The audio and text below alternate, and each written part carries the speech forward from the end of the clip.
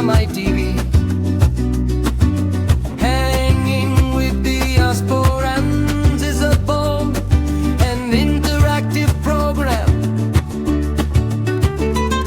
where the aspirants ask important questions, share real experiences, discuss governance, culture, migration, family, business, and practical solutions for a better society. Good evening and welcome to Hanging with Diasporans, a program where we connect Nigerians home and abroad and we discuss issues that matter the most to us. My name is Fola Jogun-Akinlami and I'm your host on the show, and it's my pleasure to welcome you from wherever you might be watching around the world. Welcome to Hanging with Diasporans. Right for hanging with the aspirants on Fola Jogun-Akinlami TV. Hanging with the aspirants, a bold and interactive program where the aspirants. Tonight we're discussing a topic that has dominated conversations among Nigerians in recent years. The Japa dream is leaving Nigeria still watered in the year 2026. That is the topic for tonight. Every day, many Nigerians live in search of better opportunities, but it's life abroad really everything is made out to be?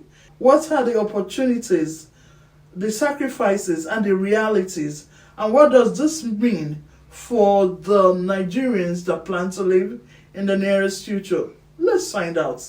Joining us today is Mr. Zadok Akintoye, a socio-political commentator, a pastor, and a social justice advocate who is passionate about leadership, governance, and national development.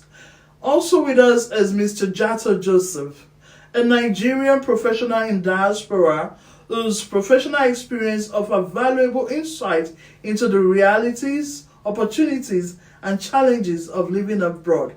Plus is a tech expert, a technical. Mr. Zadok Akintoye, thank you for being a part of our world once again. From a socio-political perspective, sir, why has Japa become such a powerful movement amongst Nigerians? Thank you once again for having me on your program. I'm really pleased and I'm really grateful for the opportunity to share my opinion and understanding of the matter at hand. I think the Japa syndrome, which has, I think the fact that we've given it a new name seems to have connoted that it's a new thing. But Japa or traveling abroad is not a new thing to Nigerians. As far back as the early 1900s, historically, Nigerians have always traveled outside the shores of the country. If you recall the founding fathers of Nigeria, the Azikiwes, the Awolowos, and the rest of them in the early 1940s and 50s, all were people that were conversant with the culture and customs abroad, particularly in the UK. For those of us who've grown into our 50s now, we've known since while we were young that it was almost a norm for somebody who is an uncle or an aunt to be, to travel abroad. So it's not a new thing. However, the nature of the Nigerian states, the fallout of colonialism and the rest of it are part of the reasons why there is always this a preference or a desire for Nigerians to relocate abroad and find new pastures. The recent economic challenges in the country, particularly the economic challenges the country has faced from about the year 2015, has also exacerbated the need for Nigerians to seek greener pastures, coupled with the insecurity that has become almost uncontrollable. So if you look at the entire set of the new wave of people leaving Nigeria, I think most of it has been fueled largely by economic migration, people looking for better pastures, also by the need to have some level of security and guarantees for your families, and then more importantly, the constant devaluation of the Nigerian currency, which has made almost eroded the middle class. So within the socio-political environment of the Nigerian space, political happenings, mismanagement of the economy, mismanagement of the goodwill of Nigeria locally and internationally by political elite and those that have found themselves in power have caused most Nigerians, or a lot of Nigerians, to feel that greener pasture does exist outside the shores of Nigeria. And the recent proliferation of social media has also helped to market these countries as favorable spots for people to go and settle down. So you see, the pull on Nigerians to leave the country is massive. Nigerians are exposed to technology in such an intense and powerful way. And so the influence of technology is also driving Nigerians to consider the options of leaving the country. Talking about technology now, Mr. Jato Joseph, based on your personal experience, what is the reality of living abroad in comparison to the expectations? Thank you so much for that question. Thank you for having me, Fola.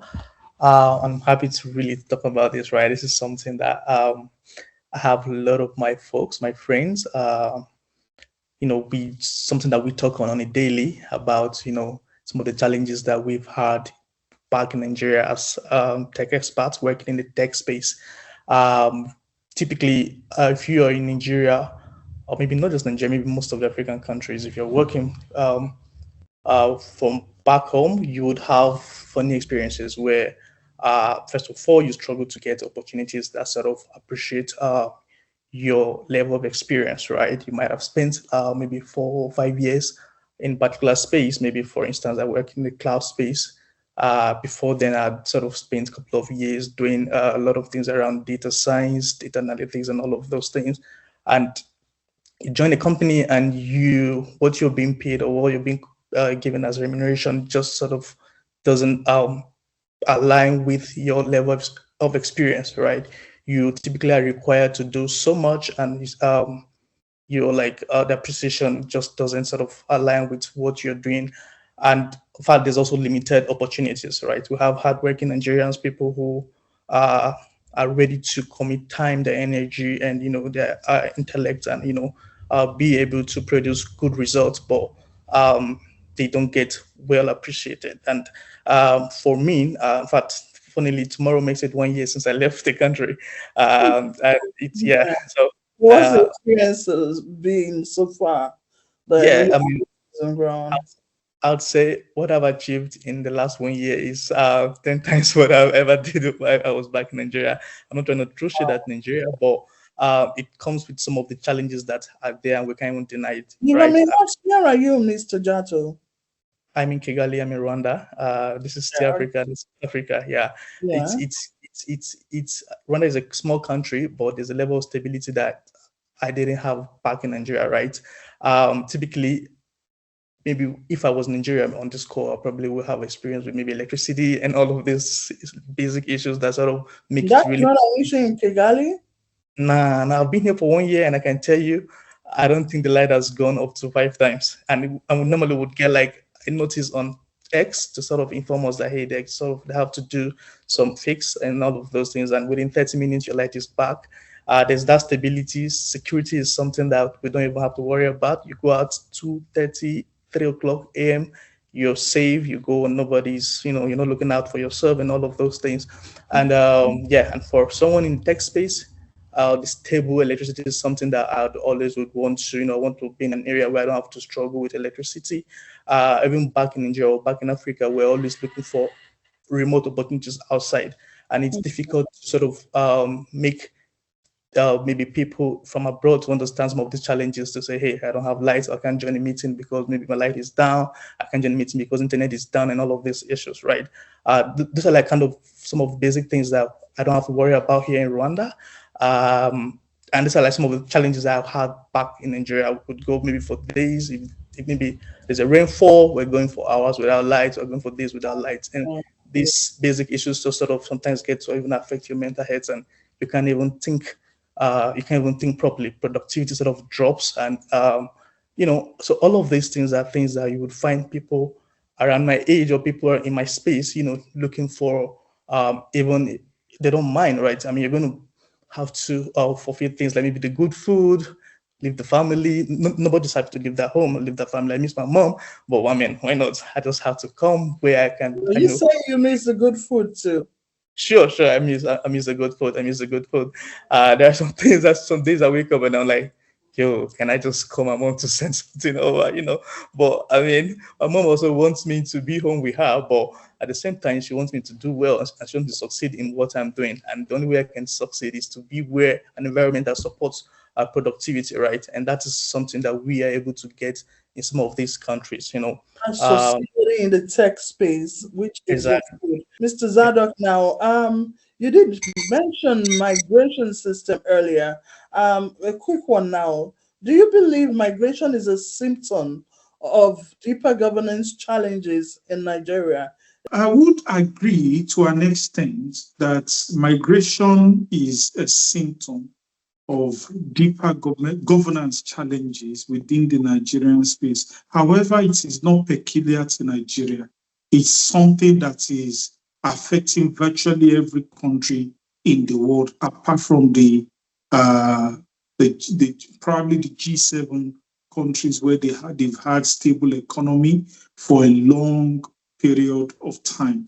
But one thing for Lajugun that I've discovered over time is the pressure on locals in countries where the value of their constant currency is constantly going down.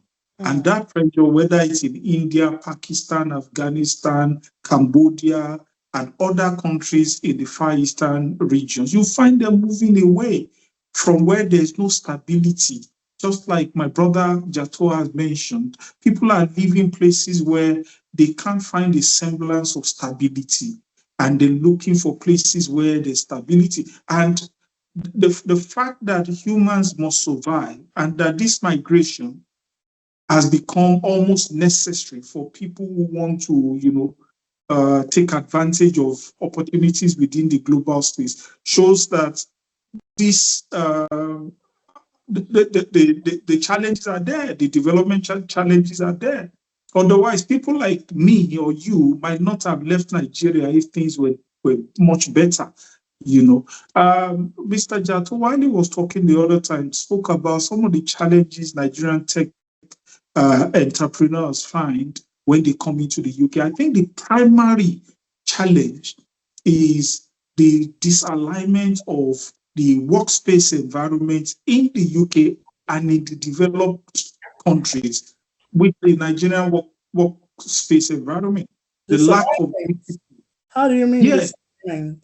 What I'm talking about is when you work within the UK environment, for instance, you get employed, you would find very deep, uncompromising governance issues, whether it affects the duty of the employer to you, your duty to your employer, government's duty to your employer, your employer's duty to government, regulations, rules, and laws. And you find that all of these things are fully governed by government and implemented to create a stable economic environment for people to thrive in. But whereas in Nigeria, you can wake up today, there's one policy, tomorrow it's a change policy. You can wake up today and then you find that the laws that employed you or the laws that guarantee your employment are no longer relevant or not even implementable or enforceable or supportable by law. And so that becomes a challenge. Another key challenge I've seen for those of us who are coming from Africa is the fact that there's no record. There's no record of what we've done. There's no record, there's no appreciable record of what we've done. Like when you work in the tech space in the UK, everybody, there is a track record of your performances at every point in time. There's obviously your employment in an environment or to a company that has a good reputation also goes ahead of you. Nigeria's biggest challenge, and I think this is a challenge that we have inherited as citizens of that country, is the fact that we don't have a reputation for good governance within all spaces, whether it's in in the political space, the economic space, health, in whatever industry we find ourselves. There's no structured governance. If those structures were there, most of us would not have probably left Nigeria. If they had been working and been performing for the last 50 years, the Nigerian environment is sometimes far better than when you have to come into a strange environment and then you have to learn their ways and culture and start at the bottom rung. Jato, I'd like to ask at this point, is abroad still full of new opportunities for newcomers? Thank you for that question. I think I would say, yeah, the opportunities are there. We're in the AI era now where everybody is scared. It doesn't matter where you are. AI seems to be coming for our jobs, right? But I mean, those of those of us who are smart are looking for ways to, as much as possible, stay ahead, see how best we can leverage the AI to rather work for us and make us be better at what we're doing. The challenge has always been about the location. You're in Nigeria or you're in somewhere in Africa, and the countries, those locations that sort of have these opportunities are very skeptical about, employing people from a particular zone, which maybe most times due to GDPR, data protection, and all of those things. And for most countries, they're even like regulated, like the government does not even allow them to. I'm sure like the US does not allow most of the companies to employ outside of the US, just because trying to also keep all of tax, be able to control how companies are, are rather like be able to basically have idea of, to be able to tax whoever is benefiting from their country and all of those things. And so if you are in Nigeria, there's so much limitations. You have the skills, but you have just a little, like, don't have so much companies that are willing to sort of employ for maybe your skills and all of that. But when you come outside here, there's a lot of opportunities. There's a lot of opportunities out there compared to back in Nigeria. So before the era of AI and even now with AI, there's always more opportunities outside, in the advanced countries more than Nigeria.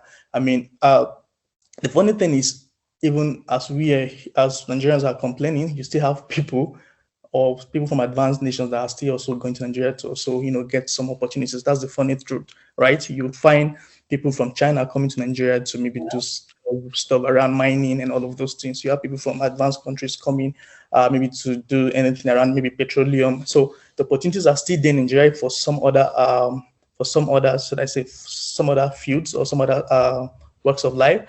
But yeah, in the tech space, it's really hard because of the regulations that are around data protection and all of those things.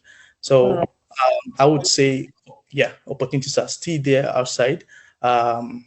In the advanced nations, there are still a lot of opportunities. You just have to, and then one thing to also note is you actually need to have the skills, right? It's not just about the location. So you just can't leave Nigeria and expect everything to be rosy. You need to be prepared, right? So there are still people that are, if you are very skillful, there are companies that would actually offer to say, hey, we really need your skills and we don't mind working your Japa over to wherever we are, to HQ, wherever we are, right? So you have companies offering people relocation package because they are very, very skilled at what they do. And so I just thought to mention that, to note that out, because you're not just going to pack your bags and start leaving the nation that, hey, there's opportunities out there. You need to actually have the skills, that what it takes to sort of do that job or whatever you claim to do or whatever you're claiming to be. You need to make sure you are really good at it, because the advanced nation, there's competition, right? As much as there's opportunities, there's also competition. A lot of people are coming from Asia. Indians are coming from all over the world. People are coming with these skills. So much, Mr. Jato. Mr. Zadok, I'd like to ask at this point, is it possible for Nigeria to realistically create an environment for its bright young minds, for the brilliant minds to thrive? Is it possible? Oh yes, absolutely possible. The problem, the key challenge with it is our lack of governance, proper governance, our lack of accountability, and our unwillingness to stick to projects and to timelines and to rules. And that's those reputation, the bad reputation of our indiscipline towards rules and regulation has preceded us And so you find that barriers have been created that are limiting other Nigerians who want to travel abroad. One should remove our lack of regulation, our lack of discipline. Oh, yeah. Nigeria has a population of about 280 million people. For Lajogun, I have traveled across the length and breadth of the United Kingdom, particularly the Midlands down towards the Dover region. I have, extensively, that's where I have largely worked. And one of the things I've seen is that this country is a country that is limited by space. The farthest you would have to drive to get to the shores, the UK is an island, for instance. The farthest you would have to drive to get to the shore will be less than 80 miles from any point in the UK. You get to the waterline, you get to the sea. So it's a tiny island. However, you would attest that the level of regulation and supervision of governance has made it such that anywhere you work here, in whatever area you work, there's your reputation that you've worked in a structured environment that provides a lowering of the barriers to entry for you. In Nigeria, let's give an example. You work in the public service for 30 years. Who's going to want to need your service after? Who is going to come and ask you to come and advise them in any area of governance after 35 years? And it's not because activities are not happening, but it's because the governance system around those activities are not such that they have a reputation to qualify as credentials for those who've worked in those systems to present to economies like the UK, And so we need to find a way of encouraging the political systems back home in Nigeria to, if we truly love that country, to reform towards adhering to global best practices in everything. Once we are able to do that, and we scale that from the local government to the state and to the federal government, and we do that consistently with compliance over a period of time. You see, tech experts like Mr. Jato would not have a problem coming into the UK and working. The United Kingdom does not have a problem employing you. What they have a problem with is the history that you have tabled before them. Is it verifiable? Is this history verifiable? The things you have said you've done, where's your impact? Where are your Where is the record? Where is the record? Where's the record of it? So if we can have, and there are people in Nigeria working even in the UK from Nigeria, because they have had the opportunity sometimes, and this also, explains why a lot of us are coming here. They've had the opportunity to come into systems like you have in the UK. Or it's very tough adapting from a lawless environment to a very highly regulated environment. But when you pay your price, after a while, this regulated environment gives you the credentials to present to any situation, any community, economic and otherwise, across the world. And that's what we must get right in Nigeria. We must get the political environment such that we govern the people truly for development. And we govern them based on global best practices, globally recognized standards of governance. Imagine when I was coming back, just as I told you, I was coming back from work, I listened to the news a lot. And this is where information is very important. What kind of image are we portraying of Nigeria in the international community? I listened to the news a lot. And funnily, I was on BBC Radio 2 listening. And one of the news, I rarely hear them talk about Nigeria. Nigerian news don't make headlines here at all. But one of our news made headline this afternoon. It was the 4 police officers that accosted the ICPC chairman. It was on BBC Radio 2 today. And what that does to us is to further solidify the perception that people in this country have about Nigerians. If you find police officers stopping an ICPC chairman on the road and forcing him to remove about 45 pounds from his account, equivalent of the Nigerian naira, to pay them a bribe, BBC News did not carry the news of Mr. Jato, doing his exploits in technology, but that particular news was important for them to bear. So we need to take responsibility for how we govern ourselves locally. Once we do that, Nigerians are probably the most potential, if I may use that word, people anywhere you can find. Ability to succeed and survive in any strange environment and to thrive with it.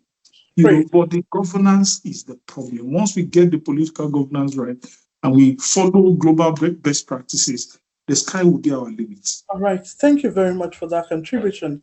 Mr. Jato, there's this question I've always wanted to ask. God knows. Nigerians, both home and abroad, we are trend makers. We are always at the fore.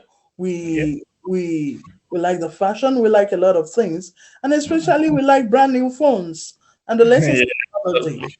But a lot of opportunities. Can you speak to this?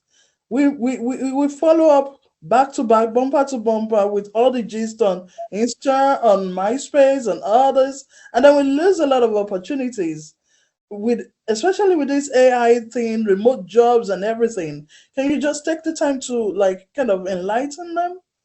Even despite the fact that you have limited hours and all the limitations, are people thriving there? And you assume they're Yahoo boys, but they're actually tech guys. Yeah. Can you speak to this, sir? Sorry, can you reframe that question? Are you trying to we should advise like some sort of education on how to best utilize our handsets, this phone? Yeah, exactly. I want to get that right. In Okay. Nigeria. Okay. Okay. I think that's a nice question. This has really been I think should I say it controversial? It's been I don't know if you're active on social media. I think a couple of months or weeks back, you would hear, I think, YC speaking about something around the Olodo. Yes. Yeah, exactly, how Nigerians are really misusing social media, or rather not using social media the right way, and how these algorithms have sort of find a way to promote very should I say very uneducated the Pella Nation kind of content and all of those things. I think greatly this has to do with our personal should I say personal upbringing of Nigerians of the Nigerian youth these days, right? You have a society where children are very pressured into first of all, the every kid now, or it's hard to even have parents, or rather it's hard as parents to even control these kids to say, hey, you need to get to a certain level before you have access to these devices. And even if you even have access to these devices at a certain age, there is a level of what you're allowed to access on the internet. I believe most parents in Nigeria, especially those working class parents who are busy, really do not even set out time to even sort of be able to monitor what their kids are accessing over the internet, right? There are a lot of apps out there that have parental control that enable you to be able to monitor or sort of be able to control what your kids see on the internet or what sites they visit and all of that. But not so many parents are even aware of this, right? So it's sort of in a long distance, it has to do with personal upbringing of these kids and the homes they come from. So the parents. I'm going to pause you there. But they are they know what to do with their phones. Yeah. They know what to do with their gadgets. They know where to look. So could you kind of enlighten young Nigerians alongside this?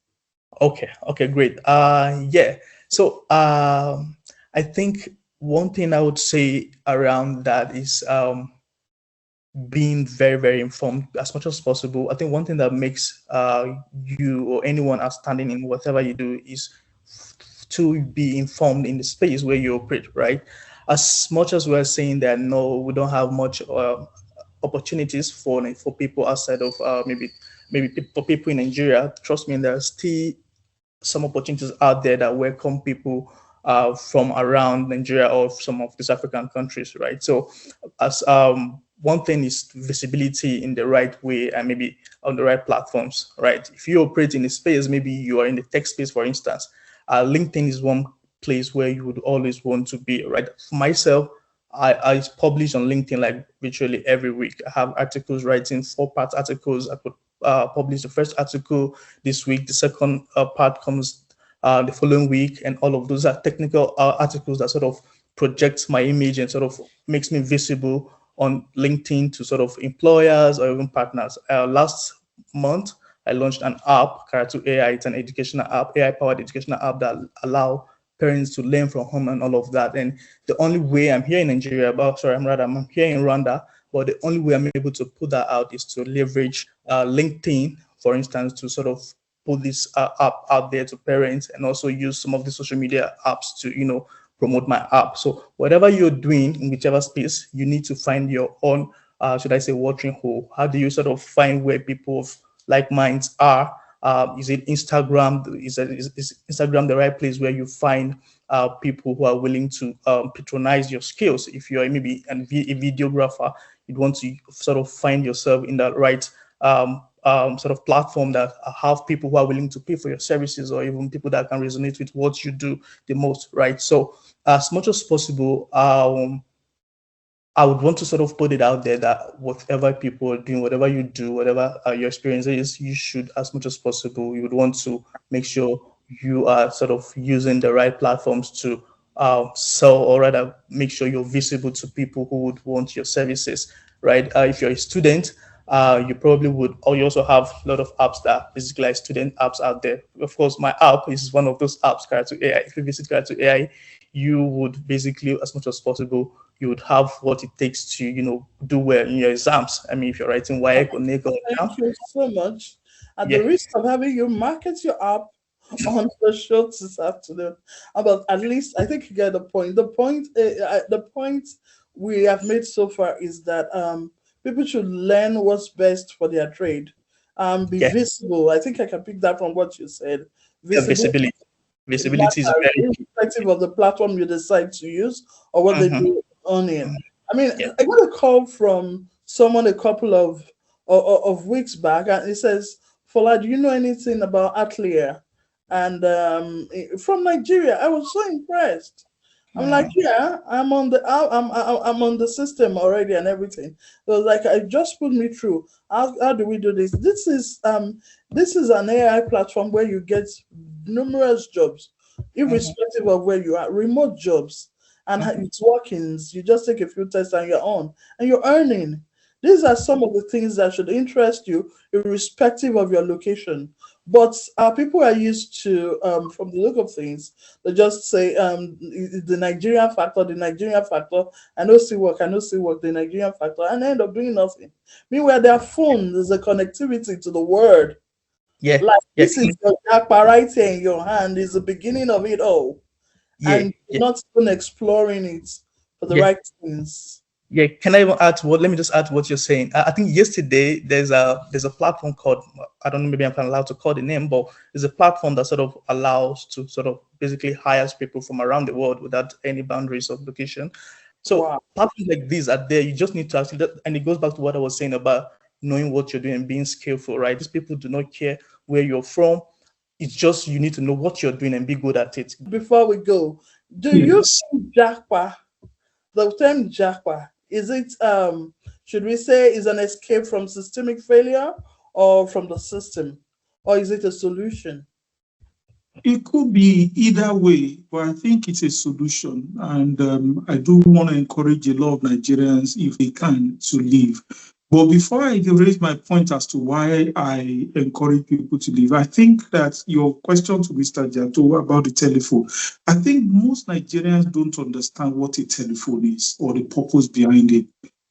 Beyond the what I normally call the African magic Yoruba or Igbo or Hausa syndrome that we seem to have, the desire for drama and for gratification of pleasure, we don't know what it does. I've always said it that the telephone is a doorway, a double swinging doorway where you can swing it both ways. The first interaction, most people will get to know you via what you do on your telephone in this generation. Amen. Unlike in the past where they needed to know your number before they call you. Now you have apps and websites that will market you or portray you to the world. And it portrays you whether you are good or evil. The Olodo uprising thing you mentioned shows you how even something as bad as that has become something that's a multi-million naira enterprise creating wealth, opportunities, and fame. I have seen the telephone and apps online create great enterprise. There's a young man that interviews billionaires who runs a multi-million dollar enterprise from simply using his phone and interviewing people. You see great things that people can do. But when you look at the Nigerian space, even when you look at conversation within the Nigerian space, you find it limited to self-gratifying, shopping on drama, shots, like social media opioids, where something just comes, it excites you, they fade away, excite you and fade away. Where the algorithms have learned how vain we are. And so they continue feeding us with vanities and things like that. Yes. Well, when you are within a social media region, like within a UK group, for instance, come and listen to conversation. Even from ordinary people, what they are thinking about, the kind of line of thoughts they have, the kind of queries and questions they are giving. But that's by the side. To your question once again, let me say, I think that we must understand that Japa is important for Nigeria's future survival. Wow. How is that? Oh, yes, and we must encourage Nigerians, if they are to go abroad. Coming abroad gives you access that you will not have when you are in Nigeria. It gives you an opportunity and a pathway to build what I will call footmarks that helps international agencies. Look, if you live in the UK, for instance, the access it gives you to places that would hitherto have been barred from you is humongous. Is humongous. I recently told somebody, do you imagine a simple thing like a driving license from the United Kingdom opening doors for people as far as Australia? If you go to any developed country and you bring out your driver's license and you show them that you drive in the UK, it's almost like you have an international passport, because behind that small card is the reputation of the system and of the nation behind it. And so when you look at the Nigerian space, what's the reputation behind whatever identity we portray as Nigerians? It's so watered down, it's so valueless. And so it creates a natural barrier to entry for young people who hitherto are smart if they stay back home in Nigeria. It's also important for our country's survival in that we send our people here so that they come and grow up in this kind of system where they find the impact and implications of adherence to rules and laws. You and I, we live in this country. You can see, even personally, you can see the impact of the environment, the lawfulness of your duty, your responsibility towards your environment, your duties towards it amazes you. So we need to get as many Nigerians, young people in particular, people between the ages of 17 and 35, who have the opportunity, should come abroad. Yes. Is it tough? Yes. Is it difficult? Yes. But the long-term benefits are far better than the Olodo uprising kind of mentality of immediate opioidic pleasure. What about while they are away, the Olodo uprising is taking over? The thing is that Nigeria is a vain environment. With all due apologies, it's a vain environment. And that's why 60 years after independence, for Lajokun, we are still talking about the same thing. That's it. Look, let me give you the social media example. Within our social media space, what impact are we doing internationally? How are we influencing conversations across the world? Nigerians are not influencing anything. I was speaking with a government official just about, I think, towards the tail end of last year when him and I met in the UK. And I was telling him that you don't hear conversations. I listen to radio a lot by virtue of the job I do. I'm constantly feeding through radio stations, listening to information. And that's what I enjoy doing. Listening and saying, you don't hear Nigeria being mentioned anywhere, except like today when they mention the issue of crime. You rarely hear us be mentioned. So we are not influencing anybody. And then we have this social media platform. Apart from our music, everybody, in music, we've done very well. Everybody is listening to Nigerian music. But when it comes to things that are beyond the vanities of the pleasure of music and of the content that stimulates you, gives you some dopamine for a short period of time, it does not influence governance in such a way and manner as to impact the record or reputation of Nigeria anywhere. You understand? But that intellectual conversation required, that dominance of the Nigerian mind, empowering the governance systems within these places, we are not there. Our people on social media talk about somebody doing something wrong. Sometimes I look at the content, I just shut off. I look at the content, and this is what we need, and it's the fault of government. I was telling the individual, because he's a part of government, and I told him, look, bros, your duty as government to us is to create an environment where we can then, leverage what you've done to gain access. But beyond being in government, you guys are not impacting the international community. You and I live in the UK for Lajugu. You recall the Indians were able to influence the United Kingdom to agree that when Indian expats are leaving India to come to the UK, they don't pay national insurance tax. They don't pay. So which means that, and not only do they not pay, companies can employ people from India and bring them down here, and they will still not need to pay that tax. But you and I pay. Through our nose. We pay through our nose. But when the Nigerian government came here, what did they do? They don't have these conversations for the benefit of their country. They simply come here, enjoy the place and the weather, enjoy the estacoda, and go back. And that's the biggest challenge. And that's why I keep mentioning the issue of governance. Nigeria is potentially able to make it easier for people like Mr. Jato to be the primary option for the United Kingdom when it comes to tech. Our people are respected in technology. Amen. They are respected in there. But the problem is the trustworthy governance system that will prove. When the scandal of certificates, people going to forge certificates to come here came, I said people who are doing this do not know the impact of this on future Nigerians, on future opportunities. It's like building a fence to stop your people from ever progressing. Mm-hmm. And that's why we do it as a duty to make sure that we keep projecting Nigeria in such a way and manner, particularly over here, so that people can come. I encourage Nigerians and anybody listening, if you have the opportunity, don't allow your mind to be tied to thinking that, because somebody said that place is tough, I'm not going there.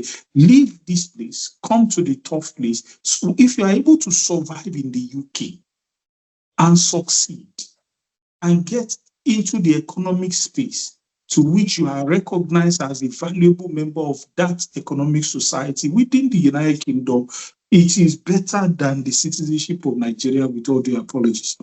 It's better. Thank you very much, Mr. Zadok. Wrapping things up now, what's your advice for the young and upcoming Mr. Jato?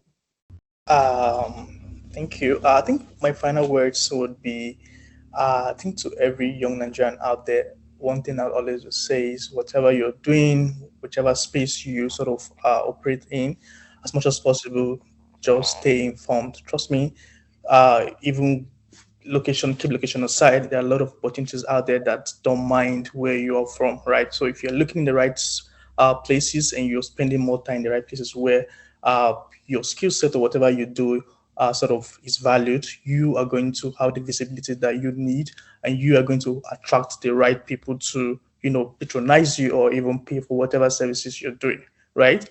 So it's all about staying informed, be smart on how you are able to leverage these tools that are online, be in the right places, and as much as possible, push a positive image of yourself out there, right? So it all at the end of the day. All right, Thank great, you, cool. thank you. We're being conscious of our time now. I know you guys could go on and on and on. I do appreciate you coming. You've contributed brilliantly to this space, and I look forward to inviting you sometimes in the nearest future. I hope you will oblige.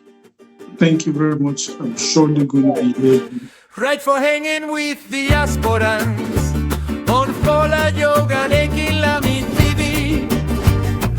Hanging with the aspirants, a bold and interactive program where the aspirants.